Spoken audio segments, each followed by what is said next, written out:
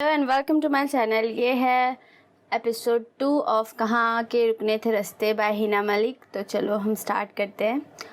Haris A levels में आला नंबरों से कामयाब हुआ था। बस एक बार मैं अमेरिका चला जाऊं, अपनी पढ़ाई का खर्च पार्ट टाइम जॉब करके निकाल लूँगा। हारिस दिन रात मंसूबे बनाता रहता और शहज़ेन खामोशी से सुनती रहती। हारिस, तुम चले जाओगे तो मैं क्या करूँगी? मजबूरी है, तुम्हें मेरे बिना जीने की आदत डालनी होगी। वो डायलॉग मारता तो शहज़ीने से कुशन दे मारती। नुज़हत हारिस को खुद से दूर नहीं भेजना चाहती थी, मगर बेटे के शौक़ के आगे मजबूर हो गई। वहाँ जाकर खूब पढ़ाई करना और देख, वहाँ जाकर किसी मैम शैम के चक्कर में ना पड़ जाना। तुझ पर सिर्फ मेरी शहज़ीन का हक़ है, नुज़हत हारिस से कह रही थी। और बाहर खड़ी शहज़ीन एक अलग से एहसास से दो चार हुई थी। हारिस के लिए इस तरह सोचना अजीब लग रहा था। फिर अभी तो वो बहुत छोटी थी, 15-16 बरस की एक नौउम्र लड़की, जिसने अभी अभी ख्वाबों की दुनिया में कदम रखा था, जो अभी अभी गुड्डे गुड़िया की शादी करने की उम्र से निकली थी और ख़ुद को इस गुड़िया की जगह रख कर सोचने लगी थी, अरे अम्मी, मैं कोई पागल हूँ जो अपनी गुड़िया किसी और को दे दूँ? वो हंसा तो शहज़ीन के अंदर हलचल सी मच गई। तुम यहाँ चोरी छुपे हमारी बातें सुन रही थी? बिल्कुल अचानक वो सर पर आकर बोला तो शहज़ीन चौंक गई। पहली बार इसे हारिस से अजीब सी झिझक महसूस हुई। नहीं तो वो घबरा सी गई। तो इसकी कैफियत को महसूस करते हारिस ने जानदार कहा लगाया। वो झीप कर बाहर भाग गई। हारिस के जाने से पहले नुज़हत ने एक छोटी सी तकरीब में इसे हारिस के नाम की अंगूठी पहना दी। हल्के फिरोज़ी और बेबी पिंक कुर्ते पैजामे में वो बेहद प्यारी लग रही थी। वलीद ने शायद पहली बार शहज़ीन को गौर से देखा था। कच्ची उम्र का अल्हड़पन और दोशीज़गी इसके हुस्न को मज़ीद जला बख्श रही थी। वलीद की निगाहें इसकी सभी पेशानी पर दमकते टीके से उलझने लगी। तभी इसने शदोमत से सर झटका था। तकरीब के इख्तिताम पर वो ऊपर अपने कमरे की तरफ जा रहा था जब तेज़ी से सीढ़ियाँ उतरती शहज़ीन बुरी तरह इससे टकराई थी। ग्रिल को थाम ना लेता तो वो शहज़ीन समेत ज़मीन बोस हो चुका होता। क्या वहशत है, देख कर नहीं चल सकती? इसका मखसूस अखड़ अंदाज और सद लहजा ओढ़ कर आया। हमेशा की तरह वो खौफज़दा हो गई। सॉरी वलीद चाचू, वो हारिस मुझे तंग। कुछ कहते कहते ज़ुबान दांतों तले दबा गई। चेहरे पर बिखरे धनक रंग वलीद की निगाहों से मुख्फी ना रह सके। स्टूपिड, ज़ेरे लब बड़बड़ाता वो आगे बढ़ गया। हारिस के जाने के बाद शहज़ीन बेहद उदास रहने लगी थी। पहले हारिस के साथ नोक झोंक से घर में ज़िंदगी का एहसास होता था, अब तो घर पर खामोशियों का राज था। वलीद की जॉब बहुत टफ थी। अक्सर वो दो दिन तक घर ना आ पाता था। हाउस जॉब की ड्यूटियाँ थका देती थी। घर आता भी तो अपने कमरे तक महदूद रहता। नुज़हत शुगर और हाई ब्लड प्रेशर की मरीज़ा थी। शहाब अहमद के बाद वो तो वैसे भी बहुत उदास रहने लगी थी। हारिस के फ़ोन आते रहते थे। शहज़ीन इसकी तरफ से किसी मीठी सी बात, शरीर सी सरगोशी की मुंतज़र रहती, मगर वो सताने और तपाने वाली बातें करता था। मज़े ले लेकर गोरियों की खूबसूरती का जिक्र करता तो वो जल कर रह जाती और वो ढीठ बना हंसता रहता। हारिस को गए हुए 2 साल हो गए थे। खाला अब अक्सर बीमार रहने लगी थी। शहज़ीन नुज़हत के साथ ही सोया करती थी। इसे अकेले में डर लगता था। इस रात अचानक नुज़हत की तबीयत बिगड़ गई। इनका जिस्म पसीने से शराबोर था और वो सीने पर बाएं तरफ हाथ रखे दर्द से दोहरी हो रही थी। शहज़ीन के तो हाथ पैर फूल गए। नंगे पैर वो सरपट दौड़ती वलीद के कमरे की तरफ गई। वो कुछ देर पहले ही घर आया था। FCPS पार्ट 1 के एग्ज़ाम्स देने के बाद सरकारी अस्पताल में PGRशिप कर रहा था। शहज़ीन ने दोनों हाथों से दरवाजे को पीट डाला। तभी दरवाज़ा खुला और वो सुर्ख डोरों वाली आंखें लिए नमूदार हुआ। क्या आफत आ गई है? वो खाला, इन्हें कुछ हो गया है। आंसू रवानी से बह रहे थे। वलीद ने नुज़हत को चेक करने के बाद इंजेक्शन दे दिया था। मामूली सा एंजाइना का अटैक था। वलीद कुर्सी खींचकर नुज़हत के बेड के करीब बैठ गया। थोड़ी देर बाद इन्हें चेक करना ज़रूरी था। तुम जाकर बराबर वाले कमरे में सो जाओ, मैं यहाँ भाभी के पास हूँ। नहीं, मैं यहीं खाला के पास रहूँगी। एक अनजाना सा खौफ इसे घेरे हुए था। इसे लगा वो खाला को भी खो देगी। मैं जो कह रहा हूँ, अभी बहुत रात पड़ी है, तुम जाकर सो जाओ। वलीद ने घूरा। वलीद चाचू प्लीज़, मुझे यहाँ खाला के पास रहने दे, वो मासूम से लहजे में बोलती वलीद को خاموش رہنے پر مجبور کر گئی۔ ولید نے دیکھا کہ اس کی موجودگی کی وجہ سے شہزین ایزی ہو کر بیٹھ نہ پا رہی تھی۔ کبھی کندھے پر سے ڈھلکتا دوپٹہ ٹھیک کرنے لگتی تو کبھی پنکھے کی ہوا سے اڑتی بالوں کی لٹوں کو کانوں سے پیچھے اڑسنے لگتی۔ وہ اٹھ کر کھڑا ہوا۔ میں باہر لاؤنج میں ہوں، کوئی گڑبڑ ہو تو مجھے بلا لینا۔ اس کے جانے کے بعد ہی شہزین پرسکون ہو کر بیٹھ پائی تھی۔ صبح تک نزہت کی طبیعت سنبھل گئی تھی۔ ولید کے اسپتال جانے کے بعد وہ سارا دن خالہ کی ذمہ داری میں لگی رہی تھی۔ دن اسی معمول سے گزر رہے تھے۔ شہزین انٹر کے امتحان کی تیاری کر رہی تھی۔ ولید کی وہی روٹین تھی، صبح کا گیا شام کو لوٹتا۔ اکثر تو نائٹ ڈیوٹیز کی وجہ سے رات بھر گھر نہیں آتا تھا۔ اس روز شہزین کے کالج کی وین مس ہو گئی تو وہ پیدل ہی چل پڑی۔ کالج میں پریکٹیکل چل رہے تھے اور وہ چھوڑنا نہیں چاہتی تھی۔ صبح 8 سوا 8 کا وقت تھا۔ گلیوں میں زیادہ چہل پہل نہ تھی۔ ابھی وہ گھر والی سڑک کے موڑ تک ہی پہنچی تھی جب 2 لڑکوں نے اس کا راستہ روک لیا۔ کیا بات ہے؟ وہ بری طرح گھبرا گئی۔ ارے یہ تو چڑیا کی طرح سہم گئی ہے۔ دونوں لڑکے ایک دوسرے کے ہاتھ پر ہاتھ مار کر کہکہے لگانے لگے۔ شہزین سائڈ سے ہو کر جانے لگی تو وہ آگے آ گئے۔ میری سرکار کچھ دیر رکیں تو صحیح۔ تو اور کیا، ابھی تو دید کی پیاس بھی نہیں بجھی۔ وہ لڑکا لوفرانہ انداز میں دوسرے کو آنکھ مارتے ہوئے بولا۔ ماری گھبراہٹ کے شہزین کی آنکھیں بھر آ گئیں۔ تبھی سامنے سے آتی گاڑی ایک جھٹکے سے وہاں رکی تھی۔ گاڑی میں سے نکلتے شخص کو دیکھ کر دونوں لڑکے دم دبا کر بھاگے تھے۔ کون تھے یہ؟ سرد سے لہجے میں دریافت کیا۔ پتہ نہیں۔ آنسو ضبط کرنے کی کوشش میں چہرہ سرخ ہو گیا تھا۔ تم گھر سے اکیلی کیوں نکلی؟ اس کا لہجہ اتنا کرخت تھا کہ شہزین کو اپنا دم نکلتا ہوا محسوس ہوا۔ وہ وین چھوٹ گئی تو کالج جانا اتنا اہم تھا، ایک دن کی چھٹی نہیں کر سکتی تھی؟ وہ نائٹ ڈیوٹی بھگتا کر آ رہا تھا۔ صبح ہی دماغ خوب تپا ہوا تھا۔ میرا پریکٹیکل تھا۔ بڑی بڑی سرمئی آنکھیں برسنے کو بیتاب تھی۔ اچھا اب رونے مت بیٹھ جانا، چلو میں چھوڑ دیتا ہوں۔ اور وہ ڈرتے ڈرتے گاڑی میں بیٹھ گئی تھی۔ اس واقعے کے بعد ولید نے اسے گھر سے تنہا نکلنے سے سختی سے منع کر دیا تھا۔ وہ خود بھی ڈر گئی تھی۔ امتحانات سے فارغ ہونے کے بعد 3 ماہ کی طویل چھٹیاں تھیں جن میں نزہت نے اسے گھرداری میں طاق کر دیا تھا۔ اسے خود بھی کوکنگ سے دلچسپی تھی، اس لیے یہ سب گراں نہیں گزرتا تھا۔ اس بورنگ روٹین میں حارث کا فون یہ حد خوشگوار جھونکا محسوس ہوتا تھا۔ شہزین کئی دن تک اس کی فون پر کی گئی کسی میٹھی سی بات کے سحر ڈوبی میں رہتی تھی۔ پڑوس میں شادی تھی جس میں اسے شرکت کرنا تھی۔ بینا اس کی کلاس فیلو بھی تھی۔ مہندی میں تو خوب ہلا گلا ہوا تھا۔ وہ اتنی پیاری لگ رہی تھی کہ وہاں تقریب میں ہی کئی لوگوں نے اسے پسند کر لیا، مگر نزہت خالہ بڑے فخر سے سب کو بتا رہی تھی کہ وہ ان کے حارث کی منگیتر ہے۔ بارات میں شرکت کرنے کے لیے اس نے شاکنگ پنک اور چائنا فیروزی کلر کا چوڑی دار پیجامہ قمیض اور 3 گز کا دوپٹہ زیب تن کیا تھا۔ اتنے لمبے دوپٹے کو سنبھالنا مشکل ہو رہا تھا۔ وہ دوپٹے سے الجھتی خود میں مگن خالہ کو بلانے ان کے کمرے کی طرف جا رہی تھی جب سامنے سے آتے ولید سے ٹکرا گئی۔ یا وحشت، یہ تم ہر وقت اندھے بیل کی طرح مجھ سے کیوں ٹکراتی رہتی ہو؟ سوری ولید چاچو، میں اس سے پہلے کہ اس کی بات مکمل ہوتی وہ آگے بڑھ گیا تھا، مگر یہ کیا؟ دوپٹے کا پلو بھی اس کے ساتھ ہی چلا گیا تھا۔ وہ تیر کی طرح پلٹا تھا۔ دوپٹے کے پلوں پر لگے ننھے گھنگرو میں سے ایک اس کی شرٹ کے بٹن سے الجھ گیا تھا۔ شہزین کا تو خون خشک ہو گیا جیسے یہ سب اس کی غلطی ہو۔ کیا بےہودگی ہے! جھٹکے سے دوپٹے کو شرٹ کے بٹن سے جدا کیا تو کئی گھنگرو ٹوٹ کر فرش پر بکھر گئے۔ اتنے بڑے تھان کا دوپٹہ بنا ڈالا، کچھ کپڑے سے آستینوں کو ہی مکمل کر لینا تھا۔ غصے سے کہتے ہوئے وہ اس کی آدھی آستینوں والی قمیص پر چوٹ کر گیا۔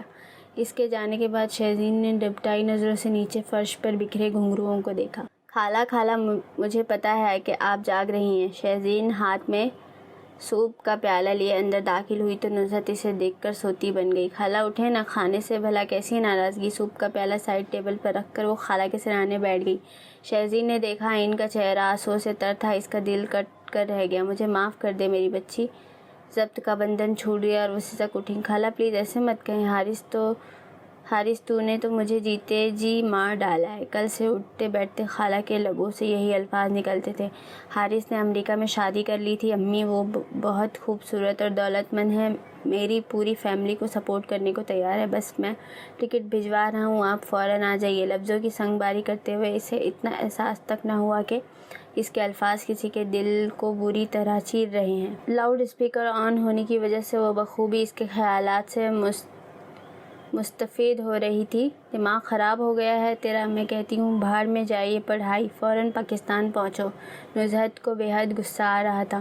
امی میری بات سمجھنے کی کوشش کریں، ایسے گولڈن چانس بار بار نہیں ملا کرتے۔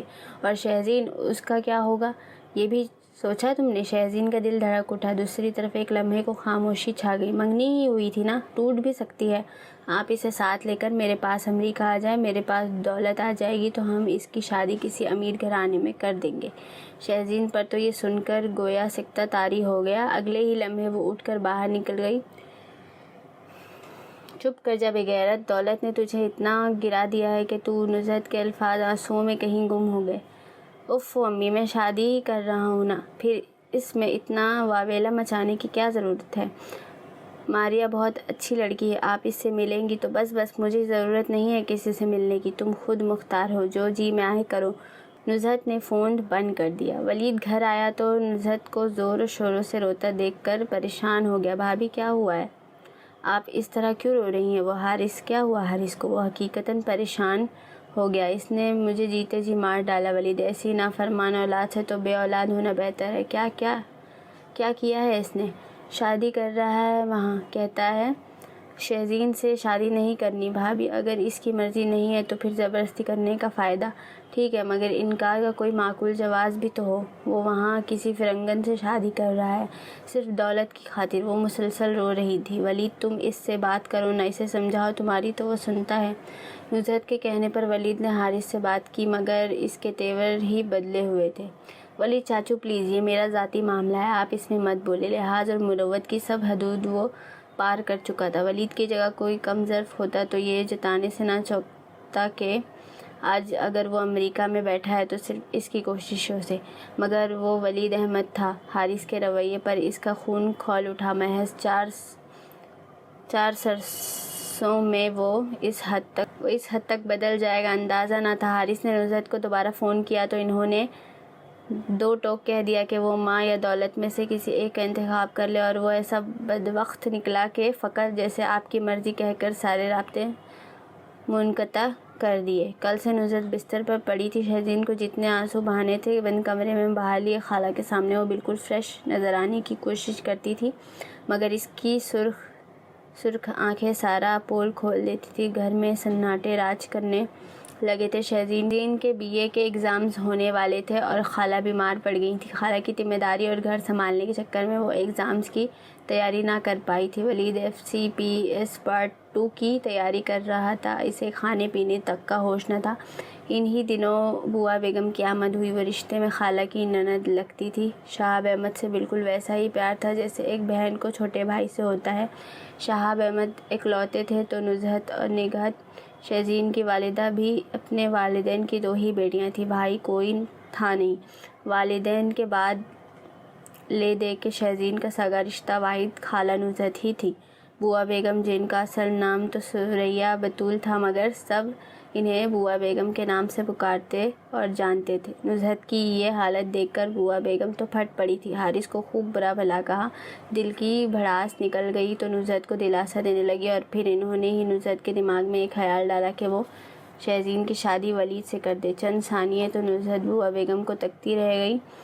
اے نزہت، تم یوں حیران ہو رہی ہو جیسے میں نے کوئی ناممکن بات کی ہو۔ آپا، یہ بات 100% ناممکن ہے۔ ولید کو تو آپ جانتی ہیں وہ کبھی نہیں مانے گا، اور پھر شہزین اس سے 8 برس چھوٹی ہے۔ لو بھلا، وہ کیوں نہیں مانے گا؟ اتنی حسین، سلیقہ مند اور شریف بچی ہے۔ میں جب سے آئی ہوں اسے دیکھ رہی ہوں، کیسے ذمہ داری سے گھر کو سنبھال رکھا ہے، اور یہ عمروں کی بھی تم نے خوب کہی۔ لو بتاؤ، 8 برس بھی کوئی فرق ہے؟ لڑکیاں تو دنوں میں ہی بڑی ہو جاتی ہیں، شادی کے کچھ ہی عرصے بعد میاں کے برابر لگنے لگتی ہیں۔ مجھے دیکھو، انور کے ابا سے 15-16 برس چھوٹی ہوں، مگر اب ان کی ہم عمر لگنے لگی ہوں۔ बुआ बेगम ने खासी तफसील से समझाया था। नुज़हत सोच में गुम हो गई। अरे इतनी सोच विचार की क्या ज़रूरत है, तुम्हारी सगी भांजी है, माँ बनकर पाला है तुमने, बेटे ने तो हरी झंडी दिखा दी, पर अब देवर को तो हाथ में रखो, इसकी बीवी जाने कैसी हो, क्या पता इसको लेकर अलग हो जाए। जो भी है तो सौतेला, आज तो सगे रिश्तों पर एतबार नहीं रहा तो ये तो फिर सौतेला है। इसकी बीवी तुम्हारी सगी भांजी होगी तो तुम्हारा ख्याल भी करेगी। बुआ बेगम की बातों ने नुज़हत को कायल कर लिया था, मगर सबसे बड़ा मसला वलीद का था। इससे बात करना तो गोया भड़ों के छत्ते में हाथ डालने के मुतरादिफ था। बुआ बेगम का घर साहिवाल में था। इस बार वो हफ्ते भर के लिए आई थी, मगर नुज़हत की तबीयत को देखते हुए क़याम लंबा कर दिया था। चंद दिन शशोपंज में गुजर गए कि वलीद से बात किस तरह की जाए। बुआ बेगम और खाला सारा दिन सर जोड़े जाने क्या क्या मंसूबे बनाती रहती। इनके अंदाज़ पर शहज़ीन कुछ खटक तो गई थी, मगर जान ना पाई कि बात क्या है। घर में छाए सन्नाटे को वलीद की कामयाबी की खबर ने तोड़ा था। वो जनरल सर्जरी के इम्तिहान में पास हो गया था। शहज़ीन ने ज़िंदगी में पहली बार इसके चेहरे पर मुस्कुराहट देखी थी। आंखें कुछ पा लेने की खुशी में चमक रही थी। नुज़हत ने पूरी कॉलोनी में मिठाई तकसीम की थी और तब ही इन्होंने अपनी ख्वाहिश इस पर ज़ाहिर कर दी। वो यूँ बिदका गोया किसी बिच्छू ने डंक मारा हो। भाभी प्लीज़, मेरे लिए ऐसा सोचना भी गुनाह। ए बेटा, ये क्या बात हुई, इसमें गुनाह कहाँ है? बुआ बेगम ने भी मुदाखलत की। मैं आज बहुत खुश हूँ और आप दोनों मेरी खुशी को राख मत कीजिए। मज़ीद कुछ कहने सुनने का मौका दिए बगैर वो कमरे से बाहर निकल गया। अंदर दाखिल होती शहज़ीन पर एक गहरालूद निगाह डाली और फिर पैर पटकता आगे बढ़ गया।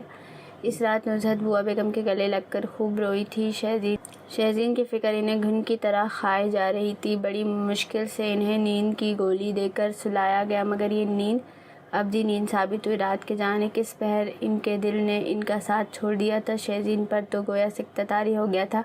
इसे अब पता चला था कि यतीम होना किसे कहते हैं। वो फटी फटी आंखों से सबको देख रही थी। हारिस को इत्तला दे दी गई थी। इसके इंतज़ार में मैयत 1.5 दिन तक रखी गई थी, मगर वो ना आया। बुआ बेगम की कोशिशों से शहज़ीन रोई तो हर आँख अक्षबार थी। लोगों की तरहम भरी नज़रें इस कहाता किए हुए थी। स्वयं के बाद लोग जाना शुरू हो गए। वैसे भी कोई लंबी चौड़ी बिरादरी तो थी नहीं, ज़्यादातर ही आस पड़ोस के लोग शामिल थे। वलीद के लिए भी नुज़हत की अचानक मौत किसी धचके से कम न थी। 3 दिन से वो ठीक से सो भी न पाया था। चौथे रोज़ सुबह ही सुबह बुआ बेगम और चंद बुजुर्ग, जिनमें पड़ोसी और बुआ बेगम के मियाँ भी शामिल थे, इसे घेर कर बैठ गए। वलीद मियाँ, अब यूँ बिना किसी रिश्ते के शहज़ीन बेटी का यहाँ रहना दुरुस्त नहीं है।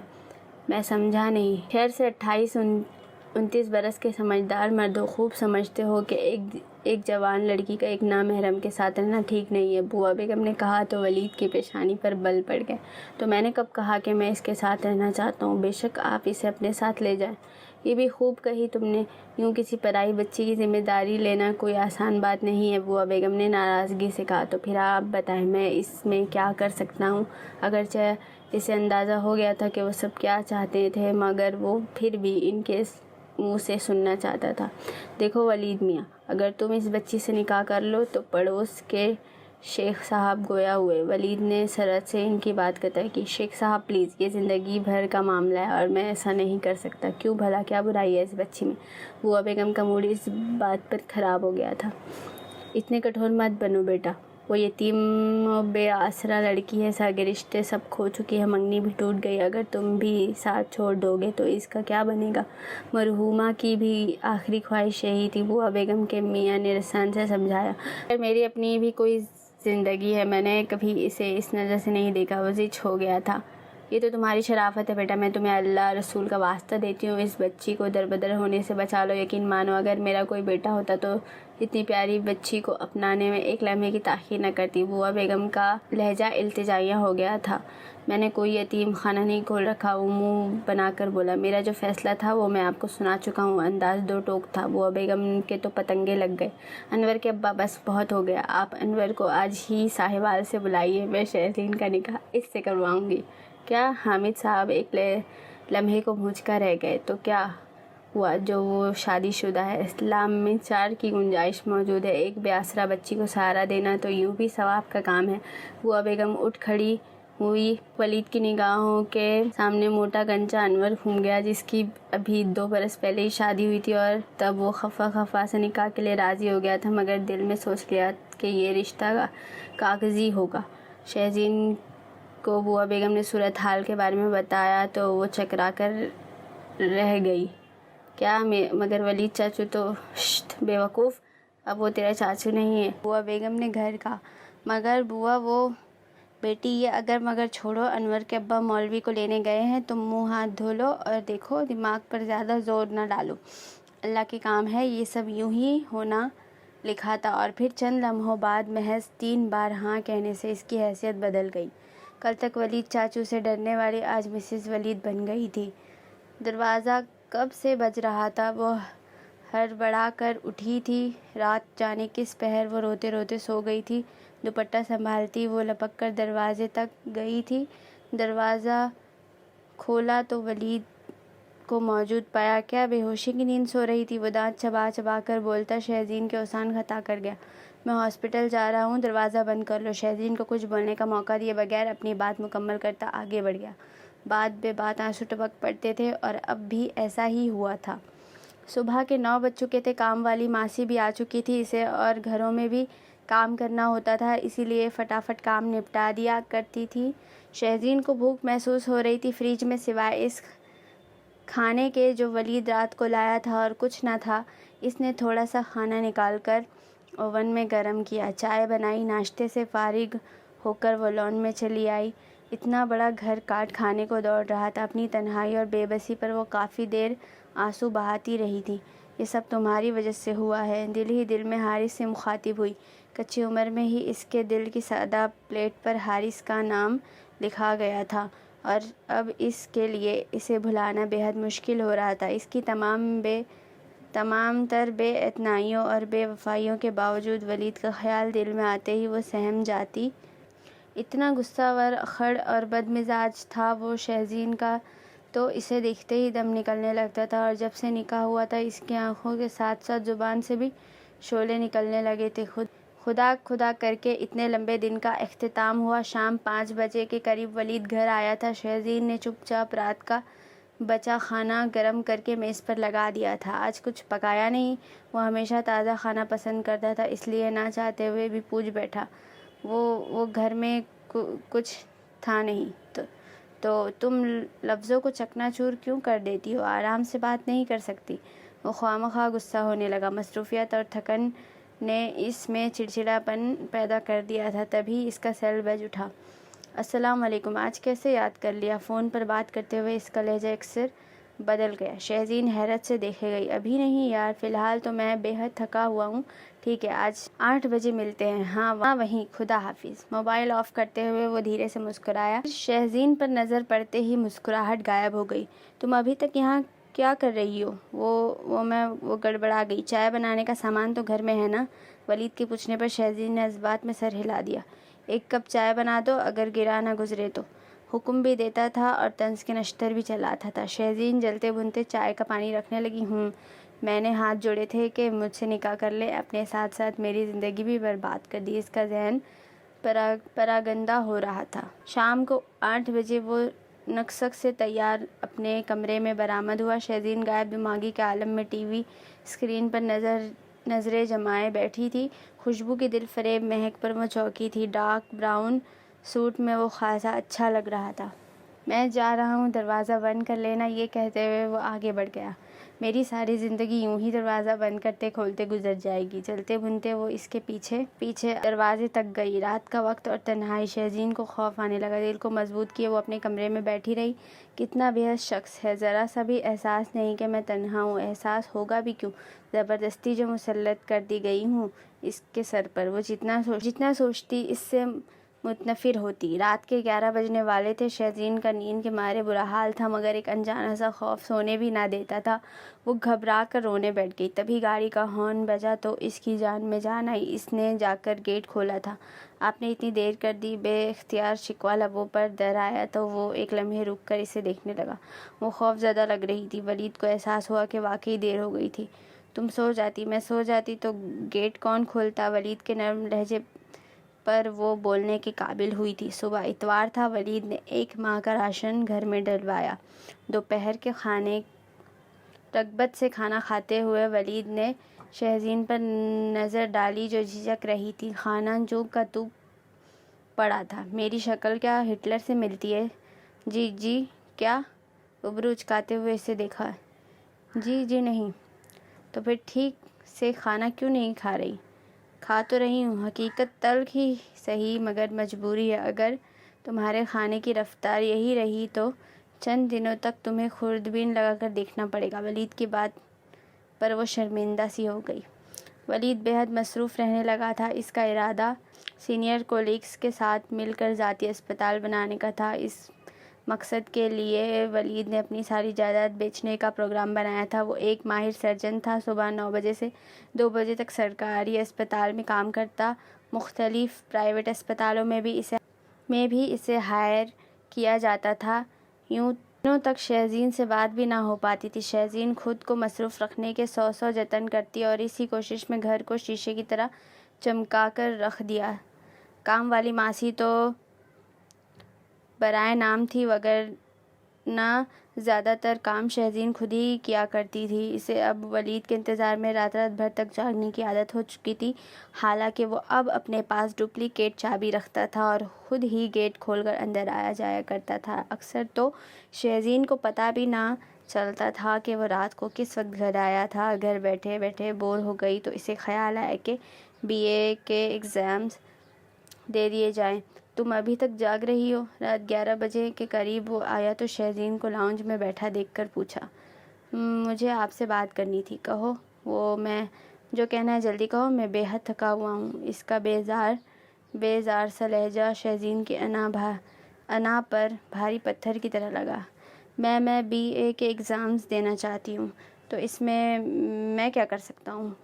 کتابیں اور فارم تو آپ ہی لا کر، پلیز یہ فضول کام تم خود ہی کر لیا کرو، میں پہلے ہی اتنا مصروف رہتا ہوں۔ ہاتھ اٹھا کر کہا، یہ پیسے رکھ لو، صبح جا کر لے آنا۔ بٹوے سے چند بڑے نوٹ نکال کر اس کی طرف بڑھائے۔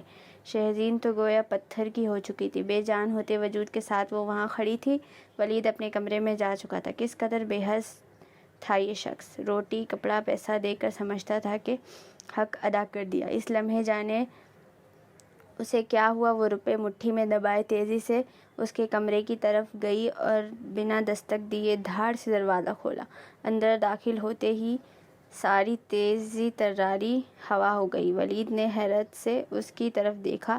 وہ جو شرٹ اتار چکا تھا دوبارہ پہن لی۔ شہزین کی نگاہیں جھک گئیں، دل ہی دل میں 100 بار خود کو ملامت کی۔ اتنی بے تکلفی ہم میں کبھی بھی نہیں رہی کہ تم یوں دندناتی ہوئی میرے کمرے میں آ جاؤ۔ دانت پر دانت جما کر بولتا وہ اسے کڑی نظروں سے گھور رہا تھا۔ شہزین سرعت سے پلٹی تھی۔ رکو، وہ چند قدم آگے بڑھا۔ کہو کیا بات ہے؟ آپ یہ پیسے رکھ لیں۔ بند مٹھی اس کی طرف بڑھاتے ہوئے کھولی۔ کیوں؟ مجھے ضرورت نہیں ہے، مگر ابھی کچھ دیر پہلے تو اب نہیں ہے۔ آواز بھرا گئی تو وہ روپے میز پر رکھتی ہوئی باہر نکل گئی۔ ولید نے چند لمحے رک کر دروازے کی طرف دیکھا جہاں سے ابھی وہ گئی تھی، پھر سر جھٹک کر ڈریسنگ روم کی طرف بڑھ گیا۔ کوئی اتنا کٹھور اور سنگ دل بھی ہو سکتا ہے؟ اتنی نفرت کرتے ہیں وہ مجھ سے کہ چند لمحے رک کر میری بات سننا بھی گوارا نہیں ہے؟ میں بھی انسان ہوں، میرا بھی جی چاہتا ہے کسی سے بات کروں۔ صرف پیسہ ہی سب کچھ نہیں ہوتا۔ پیسے کا بھی کیا؟ انہیں خود تو کچھ نظر ہی نہیں آتا۔ موسم بدل رہا ہے، میرے پاس گرمیوں کے پہننے کے وہی کپڑے رکھے ہیں جو پچھلے سال خالہ نے بنوا کر دیے تھے، مگر یہ تو شاید بے حس ہیں۔ انہیں بھلا میرا احساس کہاں ہوگا؟ بوا بیگم نے کہا تھا کہ نکاح کے 2 بولوں سے ہی دلوں میں محبت کے سوتے پھوٹ پڑتے ہیں، مگر یہاں تو ایسا کچھ بھی نہیں۔ وہ تو شاید یہ بھی بھول چکے ہیں کہ ہمارا نکاح ہوا تھا۔ کس طرح کے انسان ہیں وہ؟ پتہ نہیں ان کے سینے میں دل ہے یا پتھر کا ٹکڑا فٹ ہے۔ پتہ نہیں۔ وہ مجھ سے محبت وہ چوکی تھی۔ میں اور ولید سے محبت نہیں، ایسا کیسے ہو سکتا ہے؟ اس نے گھبرا کر اس خیال کی نفی کی، مگر ایسا ہو چکا تھا۔ محبت تو سرزمین دل پر اگنے والا خودرو پودا ہے جو آب یاری کے بغیر بھی نمو پاتا رہتا ہے۔ پہلی بار اس کے دل نے تال بدلی تھی، شاید پہلی بار وہ ولید کے بارے میں کچھ اور طرح سے سوچ رہی تھی۔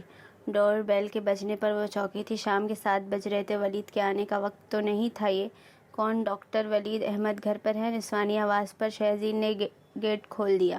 کھلتی ہوئی گندمی رنگت اور سرو قد اور تیکھے نین نقش والی وہ لڑکی خاصی جاذب نظر تھی۔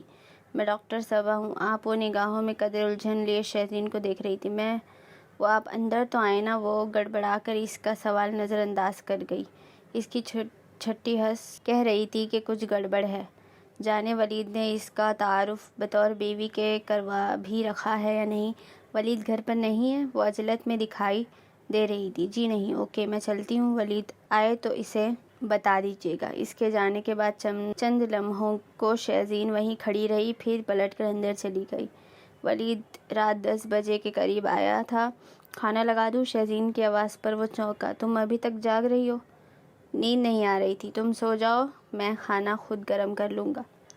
نہایت بیگانوں بھرا انداز ہوتا تھا اس کا۔ کپڑے چینج کر کر وہ پلٹا تو شہزین کچن میں پڑی ڈائننگ ٹیبل پر کھانا لگا چکی تھی۔ تھینکس، ناہک زحمت کی۔ کرسی گھسیٹ کر بیٹھتے ہوئے تکلف بھرے جملے اس کے لبوں سے ادا ہوئے۔ شہزین چپ چاپ بیٹھی میز کی سطح پر انگلیوں سے لکیریں کھینچتی رہی۔ ڈاکٹر صبا آئی تھی آج؟ شہزین نے دیکھا ولید کے چہرے پر کوئی تاثر نہیں ابھرا تھا۔ کہہ رہی تھی جب آپ آئیں تو بتا دوں۔ اس نے مزید کہا۔ مل چکا ہوں، اس نے ہنکارا بھرتے ہوئے کہا۔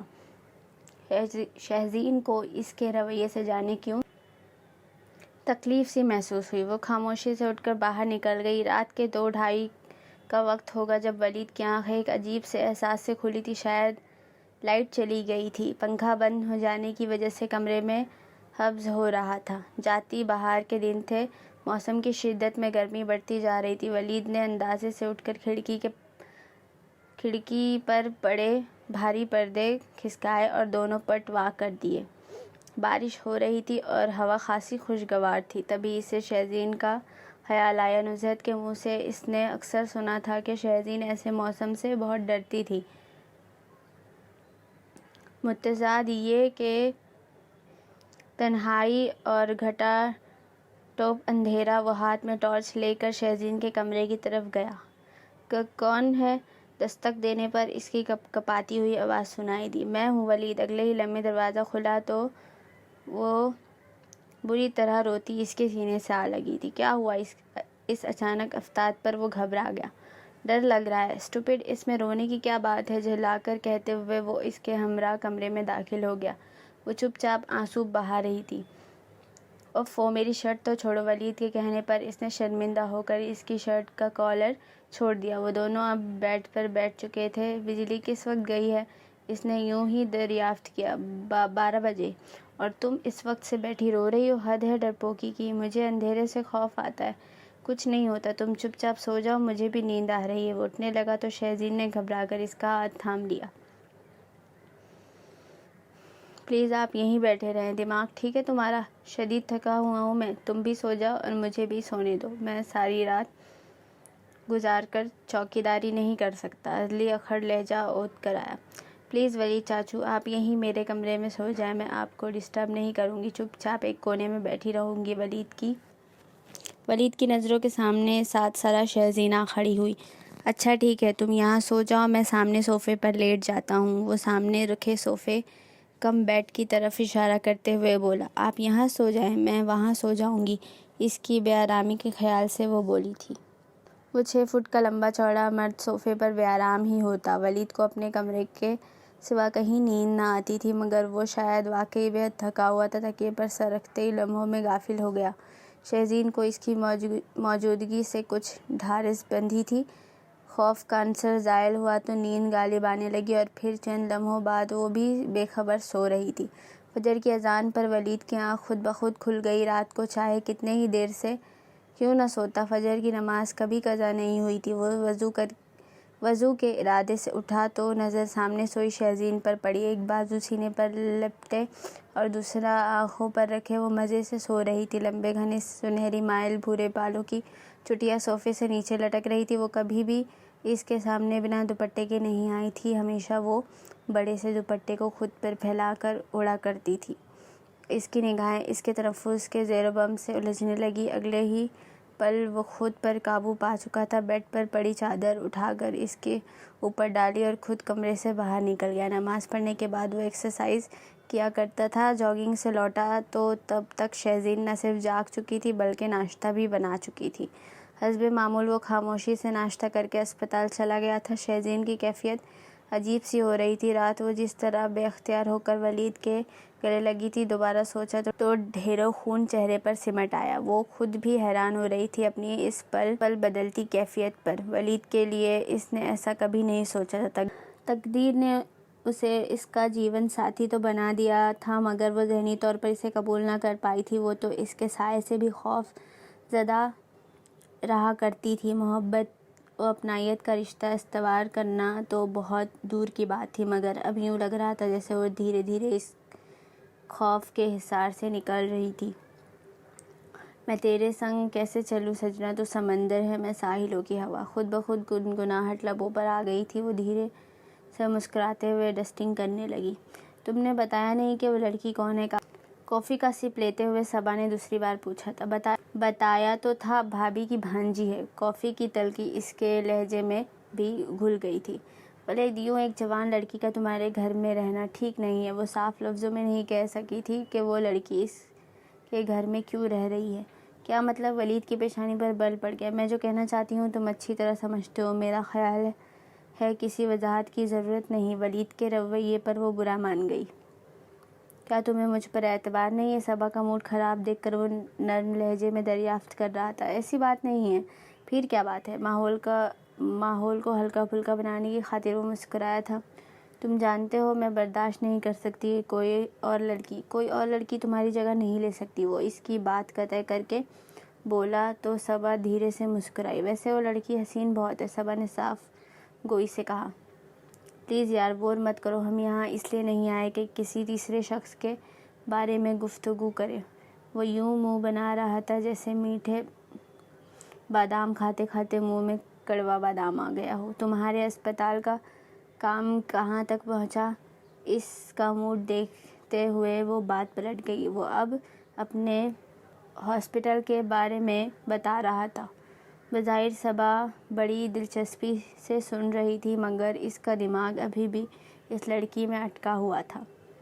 ولید اور صبا کی دوستی ہاؤس جاب کے دوران ہوئی تھی۔ رفتہ رفتہ یہ دوستی محبت کے سانچے میں ڈھل گئی اور دونوں کو پتہ ہی نہ چلا۔ گھر میں ہر وقت تیوریاں چڑھائے رکھنے والا ولید احمد ہر بات صبا سے شیئر کیا کرتا تھا اور یہ اور بات تھی کہ اس نے کبھی بھی اپنے گھر یا ساتھ رہنے والے افراد کا ذکر اس سے نہیں کیا تھا۔ نصرت بھابھی کے انتقال کا ہفتے بعد اس نے صبا کو بتایا تھا۔ صبا کو ہمیشہ اس سے یہی گلہ رہا تھا کہ وہ اپنے گھر والوں کے بارے میں کچھ نہیں بتاتا تھا۔ میں تنہا تھا اور ہوں مگر تمہارے آنے کے بعد یہ تنہائی ختم ہو جائے گی، اور یہ کہہ کر بات ختم کر دیتا تھا۔ وہ ابھی تک چاہتے ہوئے بھی صبا کو اپنے اور شہزین کے نئے تعلق کے بارے میں نہیں بتا پایا تھا اور شاید وہ بتانا بھی نہیں چاہتا تھا۔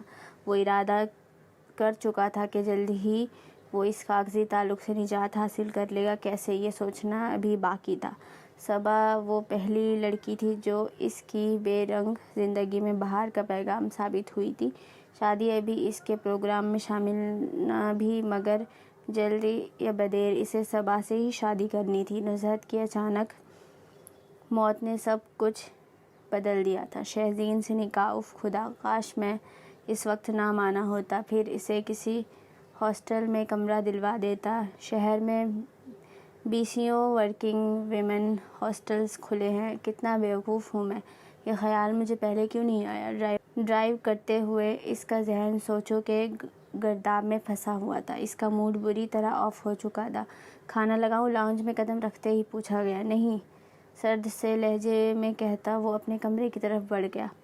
شہزین، چند لمحے ہی گزرے ہوں گے کہ ولید کی دھاڑ پر وہ اچھل کر رہ گئی۔ اس نے پہلے کبھی بھی ایسے نہیں پکارا تھا۔ جی، اس نے ڈرتے ڈرتے اس کے کمرے میں قدم رکھا۔ میری کتابوں کو کس نے ہاتھ لگایا تھا؟ اس کا چہرہ غضبناک ہو رہا تھا، آنکھوں کی سرخی بڑھ گئی تھی۔ وہ میں نے بری طرح خوف زدہ ہو گئی تھی۔ کس کی اجازت سے؟ صفائی کرنی تھی۔ الفاظ ٹوٹ ٹوٹ کر ادا ہو رہے تھے۔ سرمئی آنکھیں بھر آ گئی۔ خبردار جو آج کے بعد میرے کمرے میں قدم رکھا، زندگی عذاب بنا دی ہے، میری خواہ مصیبت گلے پڑ گئی ہے۔ اب کھڑی میرا منہ کیا دیکھ رہی ہو؟ جاؤ دفع ہو جاؤ یہاں سے۔ وہ گررایا تو شہزین سہم کر دروازے کی طرف لپکی تھی۔